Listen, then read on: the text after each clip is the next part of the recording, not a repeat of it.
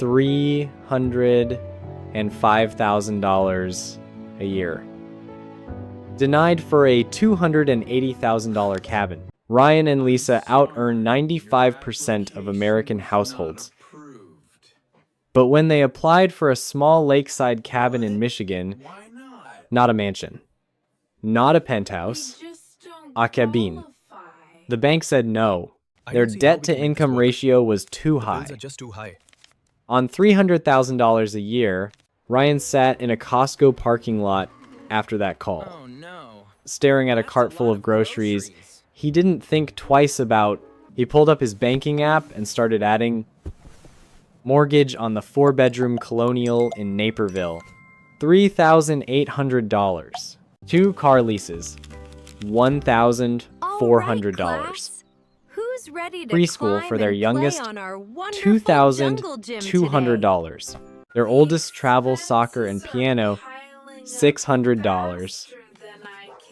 Lisa's student loans, $700. Then the stuff that just accumulates. Peloton.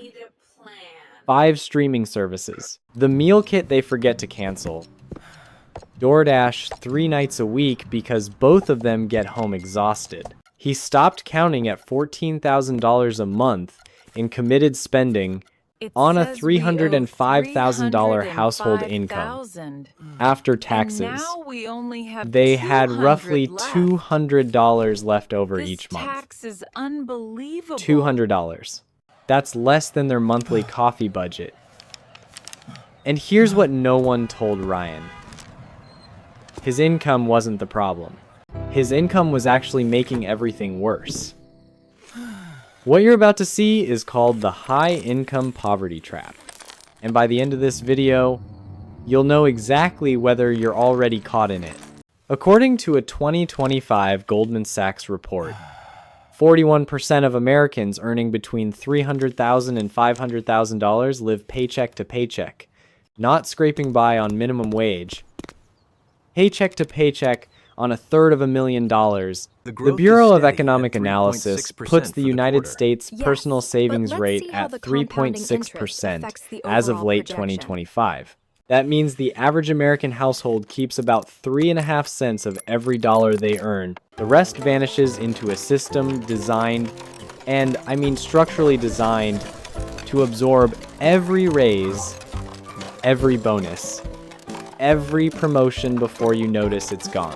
This is what I call the wealth mirage. From a distance, Ryan's life looks exactly like wealth. Nice house in a top school district. 2 late model cars in the driveway. Look at him showing off Kids in good programs. It's impressive. Dinner out on weekends. But up close, the way a bank sees it when you apply for a loan, there's nothing there. The image shimmers and disappears, and Ryan is not unusual. Only one bill? He's the norm. Here's how it happens. When Ryan earned $85,000 at his first real job after grad school, he drove a used Civic and split a 2-bedroom apartment with a roommate. He saved about $400 a month without trying. Then he got promoted. $130,000. He moved into his own apartment, bought a new car, started eating out more.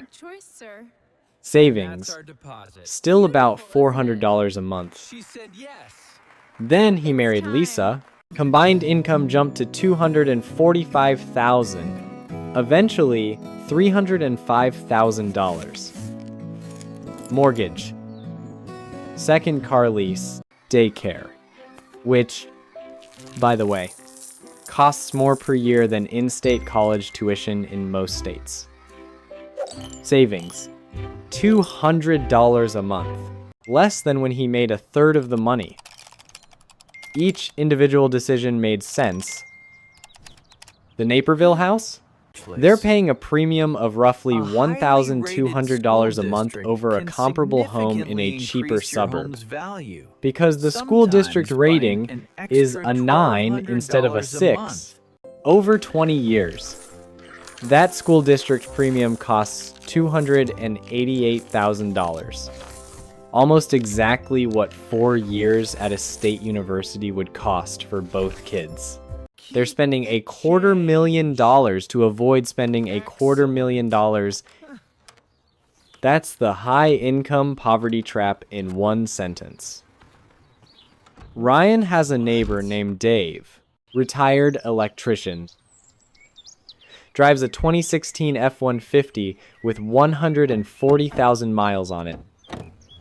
Wears the same rotation of flannel shirts. Nobody on the block would guess Dave has a net worth of $1.4 million. Wait, what? Ryan's net worth? About $340,000. Most of it home equity he can't touch. Here's the Millionaire Next Door test. Multiply your age by your pre-tax household income. Divide by 10. That's your expected net worth. That's Ryan is 38, earning $305,000. His expected net worth, $1,159,000. He has $340,000. He's an under-accumulator of wealth by nearly $800,000. Dave retired at 62, earned roughly $72,000. Most of his career, his expected number, $446,000. He has $1.4 million. He's a prodigious accumulator. Sitting at 3 times his expected net worth. Research from Ramsey Solutions confirms this pattern isn't a fluke. 94% of millionaires live in middle-class neighborhoods. 79% are self-made, with no inheritance. The average millionaire hits 7 figures around age 49 after roughly 28 years of consistent saving. Not a windfall. Not a startup exit. Not crypto. Just boring consistency. Dave didn't chase the Mirage. He dug a well, quiet, invisible, and still producing. But here's the part that protects Ryan from blame. Because this isn't about willpower. The high-income poverty trap isn't a personal failure. It's a system working exactly as designed. The credit industry pre-approves Ryan for credit limits that scale with his income, not his savings. Total United States credit card debt hit $1.277 trillion in the fourth quarter of 2025, the highest since the Federal Reserve started tracking in 1999. According to Bankrate, 36% of cardholders earning $100,000 or more carry a balance month to month. Not because they can't do math, because the system makes spending frictionless and saving invisible. Housing works the same way. When Ryan earned $85,000, landlords capped what he could rent at $305,000. Banks approved a mortgage that consumes the same percentage of income, but involves enormously larger numbers. A family earning $80,000 might spend $2,000 monthly on housing. Ryan spends $3,800. Both families feel equally squeezed. Ryan just has more expensive walls and childcare. Nobody warns you about the daycare math. Lisa ran the numbers once. After federal and state taxes on her $110,000 salary, plus $2,200 monthly daycare, plus commuting costs, her take-home benefit drops to roughly $38,000. But if she stopped working, they'd lose her $8,000 annual 401k match, her career trajectory, and an estimated $200,000 in lifetime earnings from the gap. The two-income trap means they can't afford for Lisa to work and can't afford for her to stop. That's not a choice. That's a cage. So, what did Ryan actually do? He didn't sell the house. He didn't pull the kids from school. He didn't make Lisa quit her job. He did something smaller and more uncomfortable. He audited every dollar and asked one question: does this still match what we actually value? The subscription audit came first. Peloton nobody used since March. 3 streaming services running simultaneously on a Tuesday night because nobody could agree on a show, so they each watched their own. A meal kit delivering ingredients they threw away half the time. You're looking at Total over $510 a month. or $6,120 a year. One full month of mortgage payments, dissolving into convenience. Then the car leases every 3 years. Ryan traded in for the next model, each time just $80 more a month. After 12 years, 4 vehicles, 0 equity.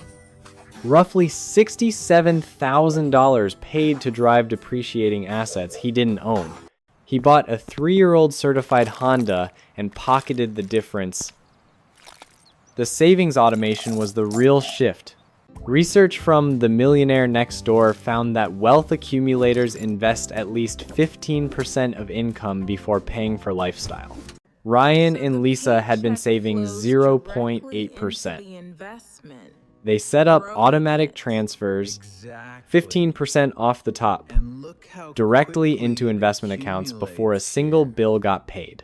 The remaining 85% of $305,000 still left them with roughly $259,000.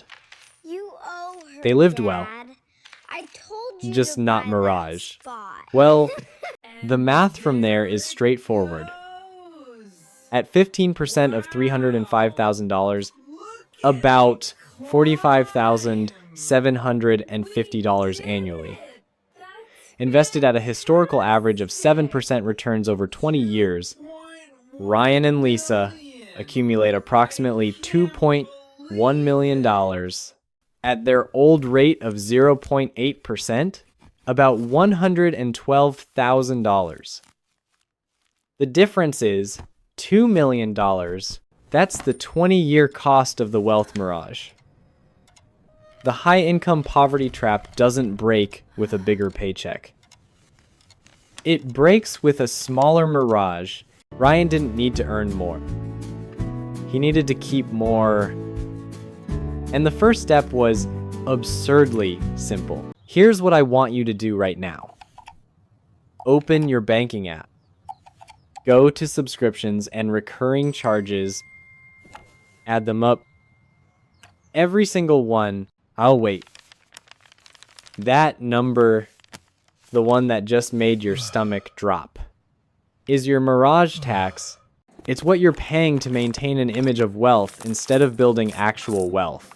If you know a couple earning $200K or $300K a year but living paycheck to paycheck, and statistically, you almost certainly do, send them this video.